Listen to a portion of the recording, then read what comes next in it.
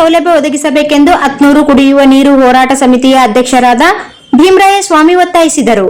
ಅವರು ನಗರದ ಸುದ್ದಿಗಾರರೊಂದಿಗೆ ಮಾತನಾಡುತ್ತಾ, ಸಿರ್ವಾರ ತಾಲೂಕಿನ ಅತ್ನೂರು ಗ್ರಾಮವು ಸ್ವಾತಂತ್ರ್ಯ ದೊರೆತ ನಂತರದಿಂದಲೂ ಕುಡಿಯುವ ನೀರಿನ ಗಂಭೀರ ಸಮಸ್ಯೆಯಿಂದ ಬಳಲುತ್ತಿದ್ದು, ಇಂದಿನ ವೈಜ್ಞಾನಿಕ ಹಾಗೂ ಆಧುನಿಕ ಯುಗದಲ್ಲಿಯೂ ಗ್ರಾಮಸ್ಥರು ಶುದ್ಧ ಕುಡಿಯುವ ನೀರಿಗಾಗಿ ದಿನನಿತ್ಯ ನರಳಾಟ ಅನುಭವಿಸುತ್ತಿದ್ದಾರೆ.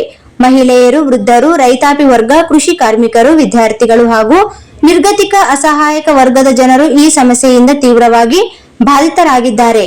ಬಹುಗ್ರಾಮ ಕುಡಿಯುವ ನೀರಿನ ಯೋಜನೆ ಹಾಗೂ ಜಲಜೀವನ್ ಮಿಷನ್ ಅಡಿಯಲ್ಲಿ 10 ಕೋಟಿ ರೂಪಾಯಿ ಅನುದಾನ ಮಂಜೂರಾಗಿದ್ದರೂ ರಾಜಕೀಯ ಹಸ್ತಕ್ಷೇಪ, ಅಧಿಕಾರಿಗಳ ನಿರ್ಲಕ್ಷ್ಯ ಮತ್ತು ಭ್ರಷ್ಟಾಚಾರದ ಕಾರಣದಿಂದ ಯೋಜನೆಗಳು ವಿಫಲಗೊಂಡಿವೆ ಎಂದು ಗ್ರಾಮಸ್ಥರು ಆರೋಪಿಸಿದ್ದಾರೆ.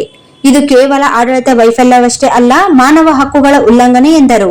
ಸುಮಾರು 13 ರಿಂದ 15 ಸಾವಿರ ಜನಸಂಖ್ಯೆಯ ದೊಡ್ಡ ಗ್ರಾಮವಾಗಿರುವ ಅತ್ನೂರು ಶೈಕ್ಷಣಿಕ, ಸಾಮಾಜಿಕ ಹಾಗೂ ಸಾಂಸ್ಕೃತಿಕವಾಗಿ ನಿರಂತರ ಅನ್ಯಾಯಕ್ಕೆ ಒಳಗಾಗುತ್ತಿದ್ದು, ಸ್ಥಳೀಯ ಜನಪ್ರತಿನಿಧಿಗಳು ಜಾಣ ಕುರುಡುತನ ಪ್ರದರ್ಶಿಸುತ್ತಿದ್ದಾರೆ ಎಂಬ ಆರೋಪ ವ್ಯಕ್ತವಾಗಿದೆ.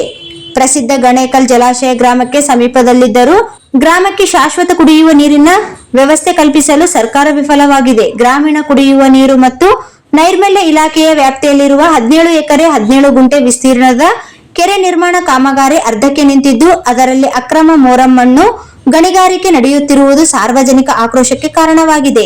ಈ ಕೆರೆಯನ್ನು ತಕ್ಷಣ ಪೂರ್ಣಗೊಳಿಸಿ ಅತ್ನೂರು ಗ್ರಾಮಕ್ಕೆ ಶಾಶ್ವತ ಹಾಗೂ ಸುರಕ್ಷಿತ ಕುಡಿಯುವ ನೀರಿನ ಸೌಲಭ್ಯ ಒದಗಿಸಬೇಕೆಂದು ಆಗ್ರಹಿಸಿದರು.